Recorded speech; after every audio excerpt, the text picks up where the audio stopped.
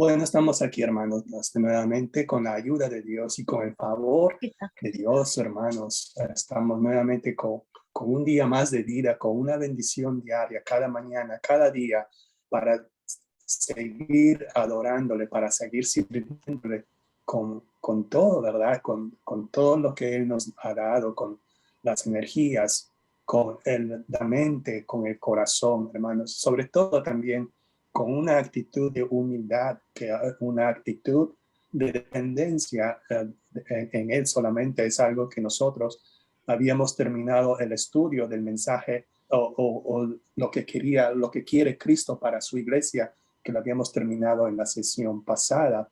Y en este nuevo estudio, hermanos, nosotros vamos a ver la vida de un profeta, ¿verdad? Que si bien es cierto, no hay un libro en la Biblia que hable exclusivamente o que haga referencia a este profeta, pero sí nosotros podemos ver referencias de él a lo largo del libro de Reyes, tanto el primer libro de Reyes como el segundo libro de Reyes.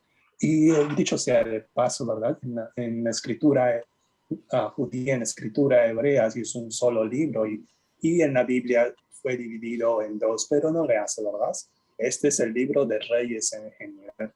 Nosotros vemos aquí, vamos a ver que cómo nosotros podemos servir a Dios y uno de los aspectos es que pensamos, o a veces tenemos el concepto de que servir a Dios es algo sumamente fácil, algo relativamente fácil. Un sentido común diría de que si hacemos la voluntad de Dios, que si lo hacemos de una manera particular, Él siempre, los caminos van a ser fáciles, pero no es así, hermanos. Como usted y yo sabemos, servir al Señor implica oposición. Servir al Señor implica luchas.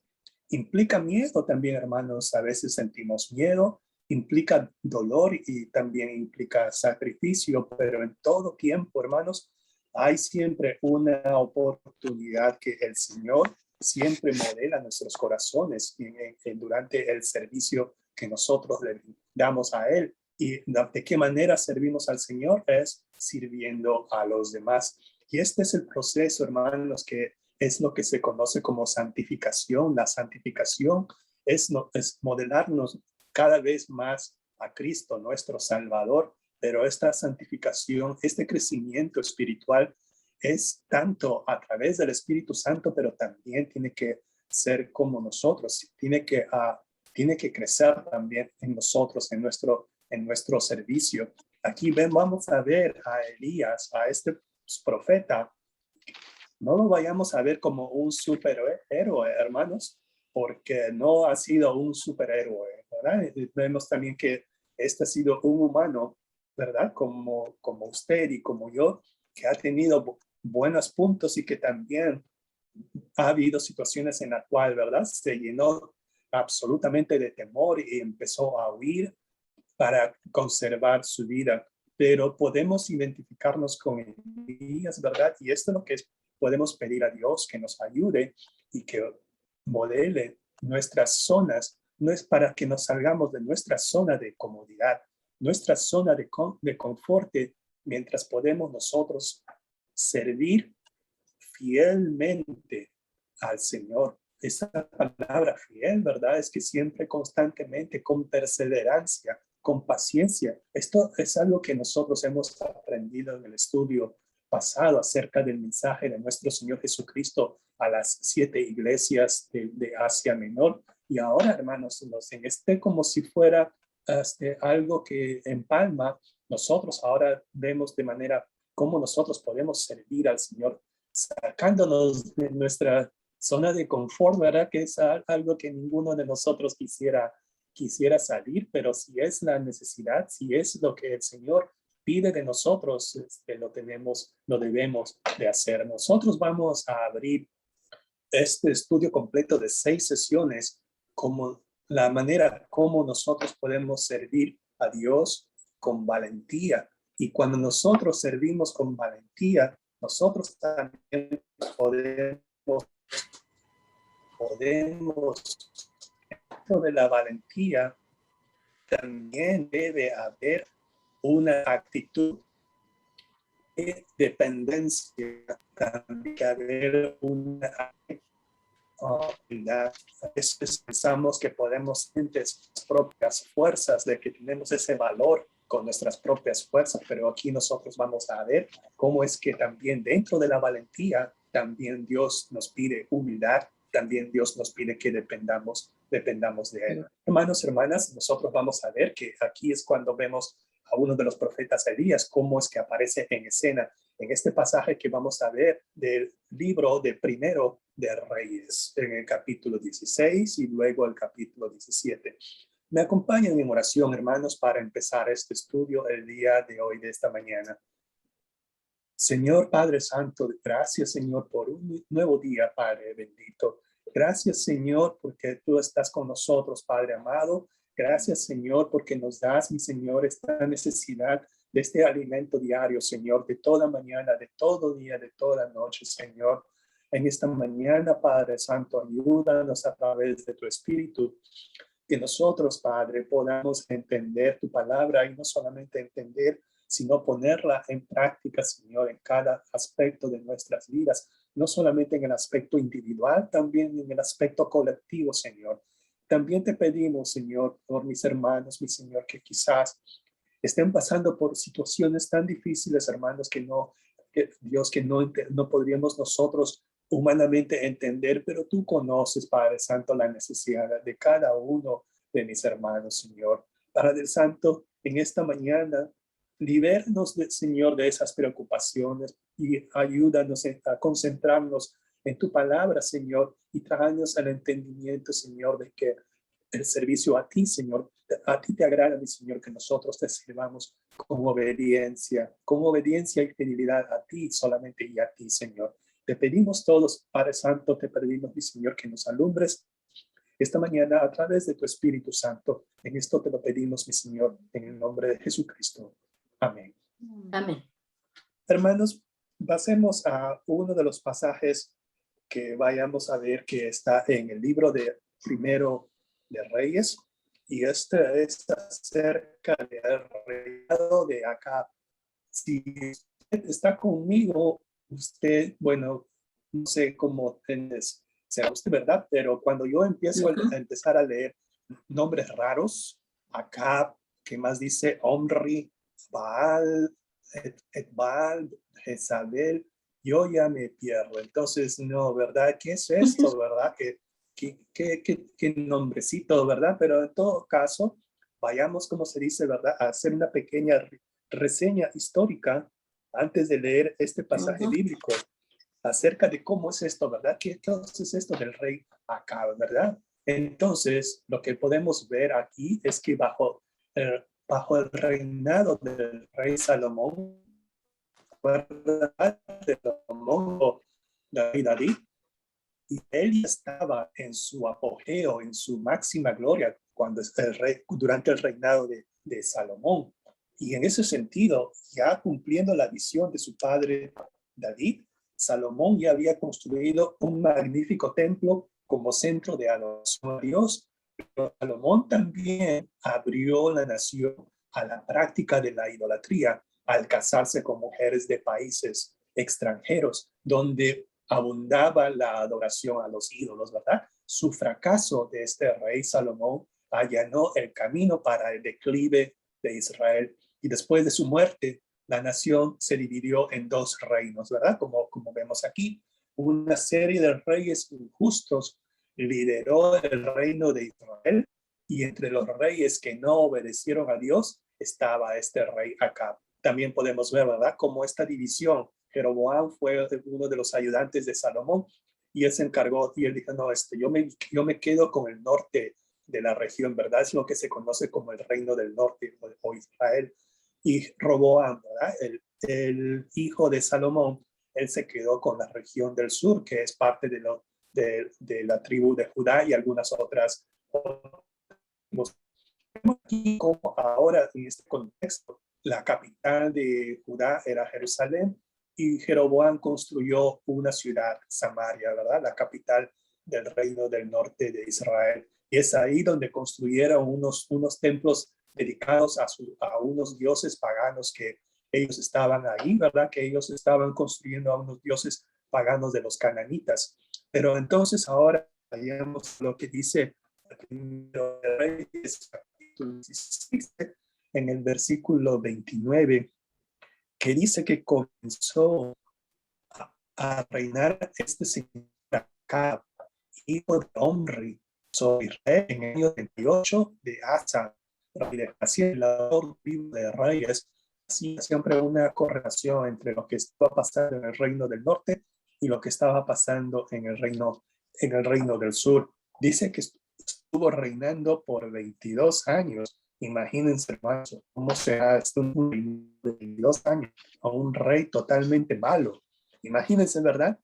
6 años de presidencia en México, ¿verdad? O 5 años de presidencia en otros países, o aquí, ¿verdad? Cada 4 años se elige un nuevo presidente y no, ya a los 6 meses ya estamos cansados, no queremos otro, ¿verdad? Y no, hombre, ya estamos así, pero soportar 22 años, ¿cómo será? ¿Cómo así habría sido? Pero en este aspecto dice que Acab, hijo de Omri, hizo lo malo ante los ojos de Jehová.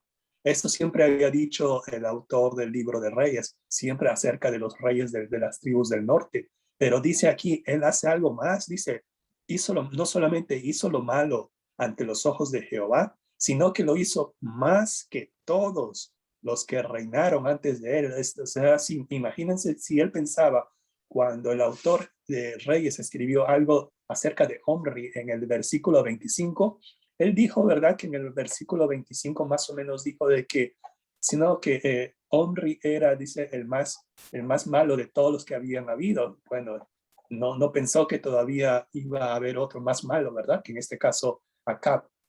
Primero de Reyes 16:25 exactamente dice, y Omri hizo lo malo ante los ojos de Jehová e hizo peor que todos los que habían reinado antes de él.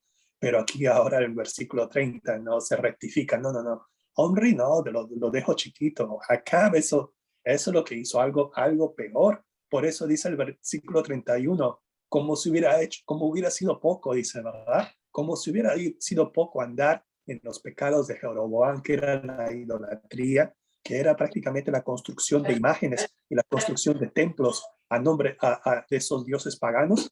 Y acá hizo lo mejor, que era casarse con esta señorita Jezabel.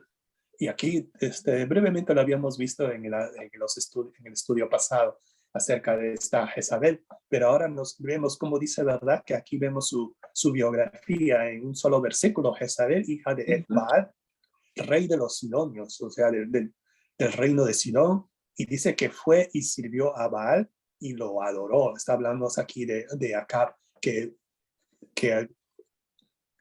debido a esta señora con quien se casó, ahora es la reina de Israel, él adoró abiertamente. Ahora, si antes lo hacía en secreto quizás, ahora era algo abierto, era una situación que prácticamente ya era descaradamente, como ahora nosotros podemos decir, ¿verdad? Y en ese aspecto, hermanos, como se dice, ¿verdad? ¿Qué es lo que dice el sentido común? A veces nosotros solemos, hermanos, llevarnos por el sentido común y eso no es malo, hermanos, hermanas, porque Dios nos ha dado como un poco estaba hablando con la hermana Abigail, ¿verdad? Que Dios nos ha dado esta capacidad de razonar y nos ha dado también, ¿verdad? Una manera nosotros de discernir, esa es la palabra que estábamos hablando, discernimiento.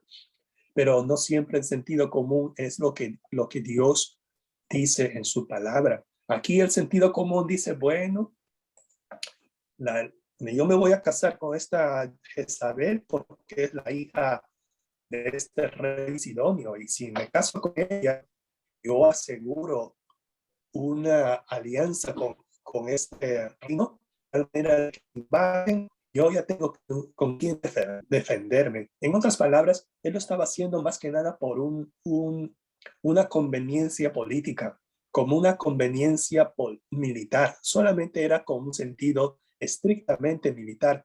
En otras palabras, lo que vemos aquí, acá estaba renunciando a dar al único Dios y al no confiar en el sustento y la protección que ya venía de Jehová, que ya venía del mismo Dios. Y hermanos, aquí cuando estamos hablando del reino del norte, no estamos hablando de un pueblo pagano como los cananitas. Este era el pueblo de Dios, hermanos, hermanas. Y esto también tiene que llamarnos a la atención porque en nuestra comunidad cristiana también nosotros podemos ver cómo es que prometemos nuestros valores cristianos por simplemente elegir una estrategia no militar, ¿verdad? Por esto que no nos gustan las guerras o no estamos en guerra en este momento, pero podemos comprometer nuestros valores cristianos con el fin de que nosotros podemos encontrar el sustento o la protección de las cosas que el mundo nos provee, nos proporciona. Pensamos que si nosotros nos, um, nos agarramos más a nuestras riquezas, nos agarramos más a nuestros, ¿cómo se puede decir? Nuestras habilidades, dejamos a Dios a un lado y somos capaces de ir a comprometer nuestra comunión con Dios. En eso le repito, hermanos, aquí no estábamos hablando de pueblos paganos, sino el pueblo elegido de Dios. Los cananeos, ellos adoraban a Baal como el Dios que proporcionaba fertilidad en varios aspectos de la vida, humanos, en los aspectos humanos, en los aspectos de los animales y vegetales. Curiosamente, hermanos, ¿cómo es que este Dios de la fertilidad que se conocía a Baal, ellos tenían la creencia de que él es el que brindaba los nuevos cultivos, las nuevas, ¿cómo se dice? Los nacimientos de los niños o de las personas, nuevos animales, nuevos cultivos y todo eso. Y por eso es que lo adoraban. Dice que dice la mitología del baalismo, dice que cada año, recuerda esto, ¿ok? Dice que cada año este Dios moría, pero luego volvía a vivir, y cuando revivía es cuando venían las lluvias, es cuando venían, dice, el crecimiento de los cultivos, es cuando regresaba la fertilidad. Por eso que este Baal, que tenía una cabeza de toro, a veces lo pintaban con un rayo en las manos, ¿verdad? Por diciendo el Dios del rayo y el trueno, en otras palabras, de las lluvias. Pero vamos a ver aquí cómo es que esto ya había causado la ira de nuestro Señor Dios. Y en este caso, ¿verdad? Era un ataque directo a la autoridad de Dios y especialmente a su primer mandamiento. Éxodo 23 nos dice, no tendrás dioses ajenos delante de mí. Ahora nosotros vayamos a ver cómo es que reacciona, cómo es que Dios ahora levanta un profeta entre su pueblo, y este profeta, su nombre era Elías. Aquí no se dice nada que era Elías, de quién era su papá, de quién era su mamá o todo esto. Solamente nos da una información muy, muy, muy pequeña acerca de este señor, que era de Tisbe. No se sabe si Tisbe era una tribu, era una zona geográfica, pero sí se sabía que era de los moradores de Galaad. Le dijo a Acab abiertamente, ¿verdad? Vive Jehová Dios de Israel. En otras palabras, le dice, o sea, le planta, se le acerca a Acab y valientemente, ¿verdad? Valiente, quizás, ¿cómo habría sido, verdad? Pero lo hizo valientemente, y en la otra versión dice, tan cierto como vive el Señor, Dios de Israel, dice, ¿qué más? A quien yo sirvo. Eso es lo que dice Elías, a quien yo sirvo. Y esta es la palabra que dice Elías, no habrá rocío ni lluvia en los próximos años hasta que yo lo ordene. Y vemos aquí ahora, hagamos un pequeño paréntesis acerca de lo que es un profeta. Y esto también tenemos que tener un poquito los ojos y los oídos abiertos, lo que podemos nosotros entender acerca de lo que es un profeta. A veces hablamos de profecías, hablamos de profetas, y el mundo quizás nos da una definición muy, muy errada acerca de los profetas, ¿verdad? Porque los profetas de la Biblia no son como los profetas o estos falsos profetas que aparecen, ¿verdad? En la actualidad, como lo pintan, ¿verdad? Hablan acerca de las profecías de Nostradamus y no sé qué cuánto aquí, que son adivinadores. No, ¿verdad? Esa no es la definición acerca de lo que es un profeta. En primer lugar, los profetas de la Biblia, los profetas de las Escrituras, eran los mensajeros de Dios. De ellos no venía ningún tipo de mensaje. Ellos simplemente fueron los voceros, los que enviaban la señal o los que enviaban las instrucciones de Dios. Vemos que ellos eran los mensajeros de Dios. Ver a los profetas como pronosticadores de acontecimientos futuros, en lo fundamental es errar su función primaria. A veces pensamos que la palabra profeta significa que ellos hablaban profecías de cosas del futuro. No. Su principal función, hermanos, ser mensajeros de Dios. ¿Y qué mensaje ellos enviaban? Estos mediadores de Dios o voceros del pacto, ellos les recordaba al pueblo de las generaciones posteriores a Moisés que si ellos seguían observando su ley, vendrían bendiciones, pero si ellos se alejaban de las leyes del Señor, sobrevendrían castigos, sobrevendría el juicio sobre. En este también, a menudo también, ¿verdad? En algunos casos, un profeta del Antiguo Testamento predecía el futuro. A veces las profecías se referían a eventos que iban a suceder de manera inmediata. Por ejemplo, ¿verdad? José, ¿se acuerdan de José del libro de Génesis? Él predijo 7 años de abundancia, seguido de 7 años de hambruna mientras ellos estaban en Egipto. También, ¿verdad? Han habido otros profetas, ¿verdad? Muchos otros profetas preveyeron cosas también en un futuro lejano, aunque ellos no entendían a veces, pero ellos también estaban profetizando cosas que iban a suceder mucho tiempo después de sus tiempos, como las profecías de Daniel y como las profecías de Zacarías. Y a veces uno podría pensar, ¿verdad? Bueno, estos profetas eran buenos oradores, quizás esos tenían buenas palabras, ¿no? ¿Verdad? No todos los profetas hablaban. No sé si me explico. No todos los profetas anunciaban el mensaje de Dios a través de su manera de hablar. Algunos de ellos lo hacían a través de, ¿cómo se dice esto? Acciones simbólicas. Una acción simbólica, ¿verdad? Una acción simbólica es algo que representa una situación, ¿verdad? Por ejemplo, en el libro de los Hechos, había un profeta, ¿verdad? Que agarró el cinturón de Pablo y lo amarró, ¿verdad? Y lo amarró en sus manos para decirle de que si él iba a Jerusalén, él iba a caer preso y lo iban a poner en prisión. Esa es la manera como él estaba profetizando acerca de lo que le iba a pasar al apóstol Pablo. En el Isaías, cuando usted lee Isaías, usted va a leer que Isaías anduvo desnudo por 3 años. Imagínense un profeta andar desnudo, ¿verdad? Por 3 años. Esto para indicar, ¿verdad? Que venía el mensaje de Dios de esa manera. El profeta Ezequiel, él no hablaba, pero dice que él construyó modelos chiquitos, ¿verdad? De cómo la ciudad de Jerusalén estaba construida. Y él dice, empezaba a deshacer las figuritas que él había hecho para indicar que venía la destrucción para Jerusalén. Y uno de los profetas, Oseas, no me acuerdo si era Oseas, Jehová le ordena que se case con una mujer prostituta. De la multitud a hijos para mostrar al pueblo de Israel cuánto ellos habían prostituido, ¿verdad? Y lo habían abandonado. Y él estaba pidiendo al pueblo de Israel que regresara a él. ¿Tenían una vida fácil los profetas, hermanos? Por ser profetas, tenían un buen desayuno, tenían un lugar donde dormir.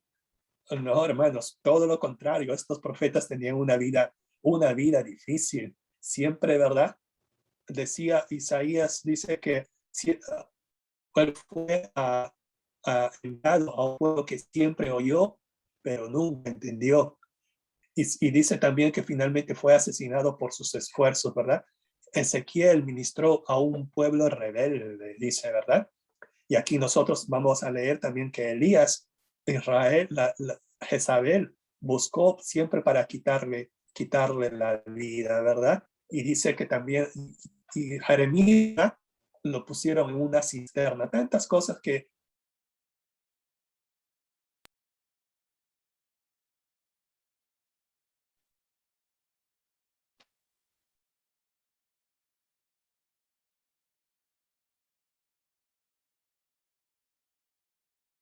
Se cortó, hermano, no se oye.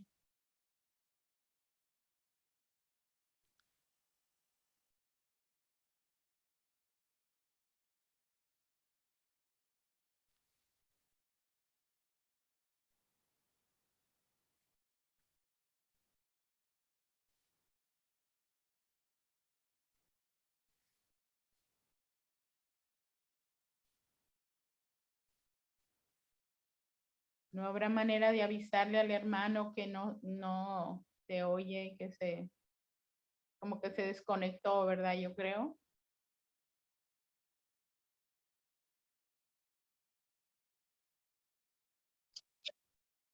Ya, parece que ya.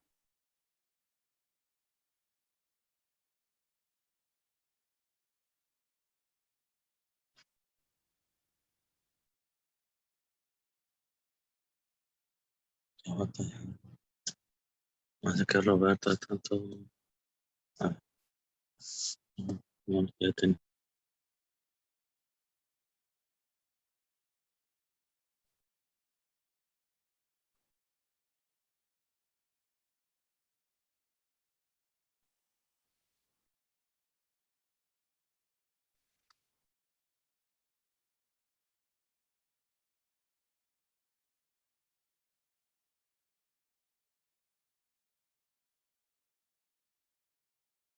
Ya le avisaron que no se escucha, ¿verdad? Ya le avisamos, Abby. Ah, qué bueno.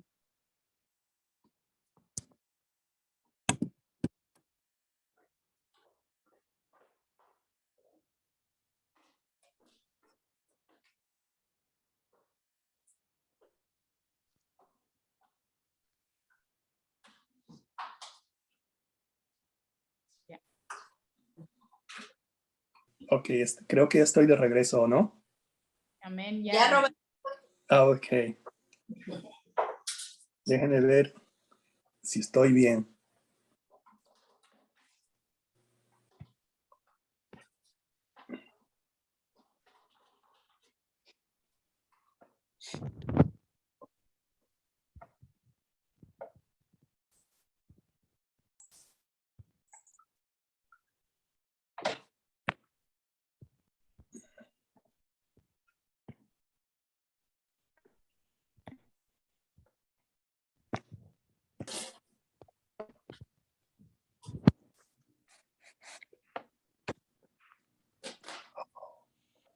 Un momentito, por favor.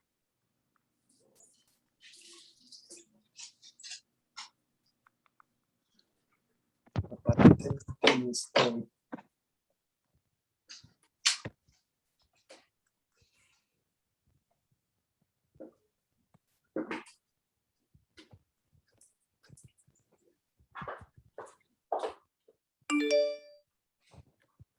Gracias por avisarme, hermanos.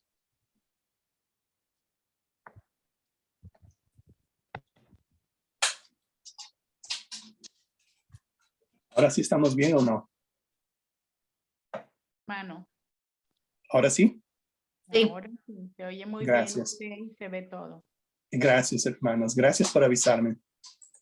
Les decía, hermanos, que en este pasaje, ¿verdad? De Primero de Reyes 17:1, ahora vemos a Elías caminando directamente hacia la guarida del león.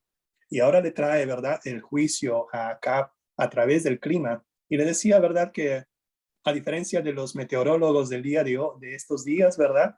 Que ya dicen que va a llover y al final no llueve, o dice que va a caer nieve y al final no nieva nada, ¿verdad? pero aquí vemos cómo es que lo que dijo Elías iba a pasar. Nótese que hay algo particular aquí en este pasaje. Dice que no habrá lluvia, dice, en estos años. O sea, en plural, años. ¿Se acuerdan de lo que le dije, verdad, acerca de la creencia de estos baalistas? Que Baal, dice, moría cada año y regresaba cuando revivía, regresaba con rayos y truenos y lluvias. Aquí, ¿verdad? Jehová estaba atacando esta falsa creencia a través de lo que ellos creían. Había dicho que iba a haber sequía por muchos años. No se sabe por cuántos años fue, pero yo creo que aquí, si leemos en los siguientes versículos, dice que duró como tres años. Hay un pasaje, bueno, hay un refrán, ¿verdad? Que dice, cuando llueve, ¿qué dice? Todos se mojan, ¿verdad? Pero aquí nosotros podemos decir que en este refrán, que cuando no llueve, no hay lluvia para nadie. O sea, hermanos, hermanas, el juicio de Dios, el juicio de Jehová, no solamente venía a este pueblo que estaba, o este rey, este pueblo que estaban adorando a dioses paganos, sino también venía a los justos, venía a aquellos que estaban todavía siendo obedientes al Señor. Y aún en esta obediencia, hermanos, podemos ver cómo Dios envía su protección y envía su sustento cuando nosotros vemos ahora estos pasajes en Primero de Reyes, ahora en los versículos del 2 al 6. Y dice, ¿verdad? Siempre como empieza el mensaje o la palabra de Dios, dice, y vino a él, o sea, a Elías, palabra de Jehová, diciendo, escuchemos aquí lo que dice el Señor. El Señor dice, apártate de aquí, en otras palabras, vete y regrésate al oriente y escóndete en el arroyo de Kerit, que está al frente del Jordán. Entonces vemos aquí, hermanos, cómo es que es una, ¿cómo se dice? Instrucción, un mandato que viene del Señor mismo. Le dice a Elías, dice, escóndete. O sea, busca refugio, dice, ¿verdad? Sugiere la idea de ocultarse, sugiere la idea de tener una ausencia muy secreta para que nadie lo descubra. Y dice, ¿verdad? Que sea en el arroyo de Kerit.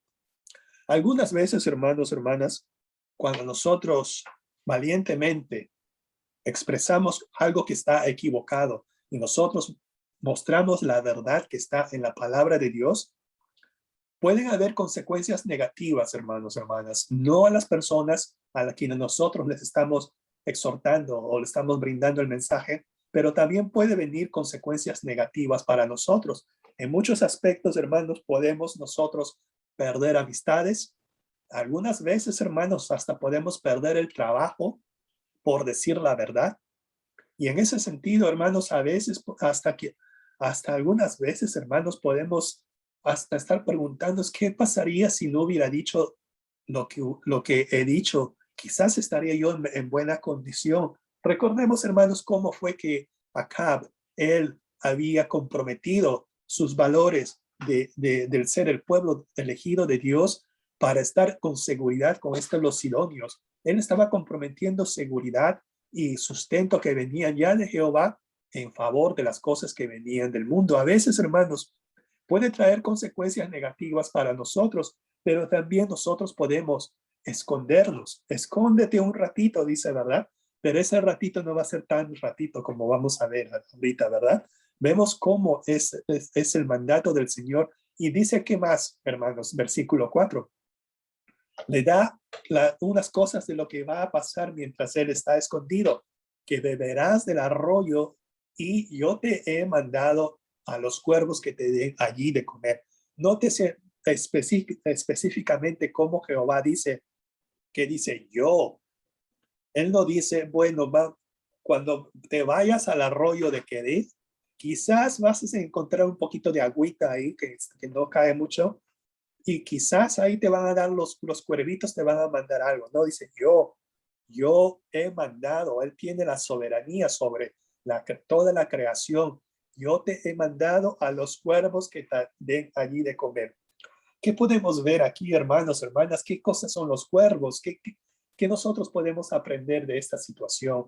Los cuervos en los tiempos del Antiguo Testamento eran animales inmundos. ¿Y por qué, verdad? Y actualmente en el día de hoy también nosotros podemos entender, los cuervos se alimentan de carroña. Carroña es lo que está muerto, ¿verdad? Lo que ya está podrido, la basura, en otras palabras. Estos se alimentan, imagínense, ¿verdad? Que estos animalitos que prácticamente uno los podría desechar, ¿verdad? Dicen, no, hombre. Y viene aquí, ¿verdad? Y ellos, dicen, le van a dar de comer. ¿Cómo es esto, hermanos? Podemos ver aquí que quizás Dios le quiere mostrar a Elías en la escuela de la valentía, en la escuela de la humildad, en la escuela de aprender de que el único que brinda el sustento es nuestro Señor. Le va a enseñar quizás algo de humildad. No lo puedo yo decir, pero yo me imagino, ¿verdad? Podemos interpretar que esto que trae cuervos es para mostrar humildad, ¿verdad? Y que eso se aprende en la escuelita de Kerry. ¿Y cuántos de nosotros quizás en nuestra vida actual estamos nosotros viviendo pasando en la escuela de la humildad, en la escuela de nosotros estar más dependientes de nuestro Señor, que quizás si nosotros estamos recibiendo la ayuda de nuestro Señor en la manera que menos aún nos pensamos? Vemos ahora el versículo 5 para terminar rápido, ¿verdad? No obstante la incertidumbre de confiar en un arroyo que puede tener agua en un día y al siguiente no, o la humillación de confiar en aves carroñeras para su alimentación diaria. Vemos aquí qué fue lo que hizo Elías. No murmuró, ¿verdad? Quizás habría dudado, no. El versículo 5 dice explícitamente, y él, Elías, ¿verdad? Y él fue e hizo ¿qué? Conforme a la palabra de Jehová. Entonces, ¿qué hizo Elías? Pues se fue y vivió junto al arroyo de Kerit que está frente al Jordán. Notes, hermanos, también dos palabritas clave aquí. Él se fue, ¿verdad? Él no fue a regañadientes, bueno, tengo que irme. Dios me está llevando. No, él fue. Él hizo conforme a la palabra de Jehová. Y no fue como algunos de nosotros, como dicen en Perú, ¿verdad? Los mochileros. ¿Qué es un mochilero? Es aquel que le gusta ir de campamento, ¿verdad? Que le gusta formar su tiendita de campaña. Yo me voy de campamento un fin de semana. Un sábado y domingo me voy a vivir ahí junto al arroyo, me voy a buscar, me voy a ir a pescar, ¿verdad? Voy a vivir de los pescaditos, a ver si encuentro algo, dicen, ¿verdad? Pero solamente es un fin de semana. No, hermanos, hermanas, aquí dice que fue y vivió. O sea, en otras palabras, él ya estaba dispuesto. Él se había quedado por muy largo tiempo a escondidas en ese lugar llamado Kerit, y dice que está al frente del Jordán. Y el versículo 6 me gusta mucho las maneras como el Antiguo Testamento termina ciertos pasajes. Aquí dice, ¿verdad? Y los cuervos le traían pan y carne por la mañana y pan y carne por la tarde, y bebía del arroyo. Vemos aquí claramente el sustento, no solamente diario del Señor, sino el sustento conforme a la dieta de este personaje, Elías. Quizás él comía en la mañana, él quizás comía en la tarde. Algunos de nosotros comemos 3 veces al día, y quizás, ¿verdad? También el sustento llega 3 veces al día, pero si usted, ¿verdad?, come 4 o 5 veces al día, también bienvenido sea, ¿verdad? Dependiendo de la frecuencia de alimentación, es así como también el Señor brinda esta, ¿cómo se dice?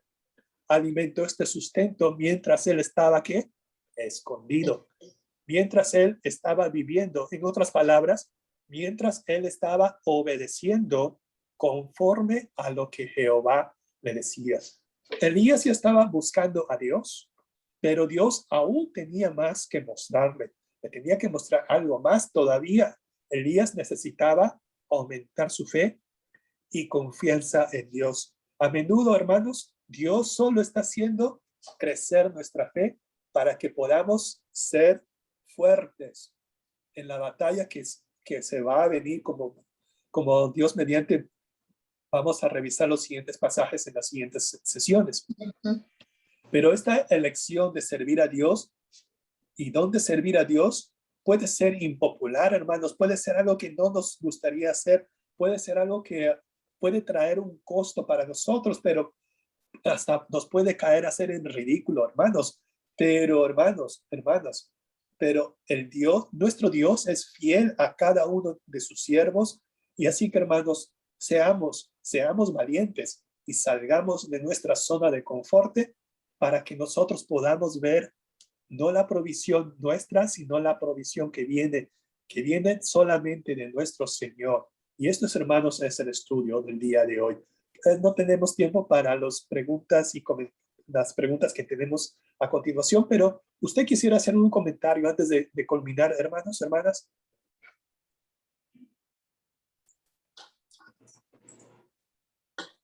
Pues solamente, hermano, que como cuando usted comenzó el estudio, que nos decía que a veces sí tenemos temor de servir al Señor. Sí, sí es verdad. En lo particular a mí me ha tocado, ¿verdad? Que cuando voy a pasar a cantar, ese es un servicio al Señor. Hay temor, hay duda, hay el enemigo, ¿verdad? Empieza a decirnos, ¿verdad? No, pues ¿para qué cantas? O ya no cantas bien, sí, a cosas así. Entonces viene el temor, viene la duda, pero ahí es donde debemos de vencer, ¿verdad? En el nombre de Cristo y servir a nuestro Dios con toda libertad. Otra de las cosas que a mí siempre se me había hecho, pues hasta con gozo, ¿no? De compartir el evangelio. Pero me tocó compartir con una doctora que luego empecé yo a decirle algo de las cosas del Señor y se portó así como, primero estaba muy amable y luego ya empezó a portarse así como un poco brusca. Cuando empecé a hablarle, ¿verdad?, de las cosas de Dios, y conocí a unos pastores colombianos y ella era colombiana, como que me entró temor, como que me entró de que no, Abigail, aquí no, pero yo pienso, ¿verdad?, que no debemos de temer, sino levantar la bandera de Cristo siempre y hablarle a la gente, ¿verdad? Avisarles de lo que viene, pues de lo que se espera. Así Y es. con lo que estamos viendo, lo que estamos pasando, no podemos o se nos hace muy difícil lo que viene, hermanos. Eso sí va a ser algo más terrible. Entonces, que el Señor nos ayude, ¿verdad?, a poderle servir. Sí, hermana. ¿Alguien más tiene algo que mencionar, hermanos?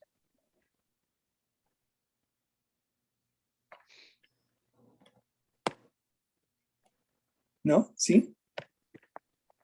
Entonces vayamos a los pedidos de oración. Agradecimiento.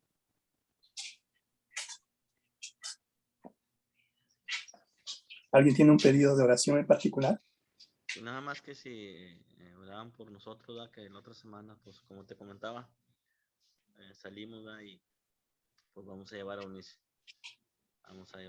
Y pues que Dios nos ayude, ¿verdad?, en todo. No es un paseo, es un moverla, ¿verdad? Y luego ayudarle allá y luego venirnos nosotros. Sí, hermano. Que Dios nos ayude, que podamos llegar con bien el manejo. Vamos a llevar un camión de mudanza y pues en el regreso que también nos traiga con bien. Porque pues es la primera vez que nos subimos un avión, entonces vamos a venirnos en avión. Que Dios nos ayude. Hombre. ¿Alguien más, hermanos, hermanas? Yo nomás quiero dar gracias a Dios por los camperos que llegaron bien, gracias a Dios. Los mochileros. Los mochileros. Sí, y que gracias a Dios y que Dios siga obrando en ellos para que sigan con esa motivación y que puedan seguir con las demás actividades. Gracias, hermano. Hermanos, hermanas, les doy las gracias por su participación. Le voy a pedir a la hermana Josie que nos lidere en oración para terminar. Dios, por favor, te damos gracias por otro día de vida. Te damos gracias por la salud que nos has brindado en los días a venir. Te pedimos de por favor que los hermanos tengan un viaje con calma, que la pasen bien. Te damos gracias, Señor, por perdonar nuestros pecados Sí, y que Señor. tengamos una semana tranquila con tu palabra cada día, cada mañana en nuestros pensamientos. Y ayúdanos, Señor, a que sigamos tu camino en tu luz y que no nos apartemos. Amén. Amén. Gracias, gracias, hermana Yossi. Gracias, Dios. Gracias Hermanos, a ustedes. nos vemos más luego. Gracias, hermana Abigail. Bye, bye. Bendiga. Amén.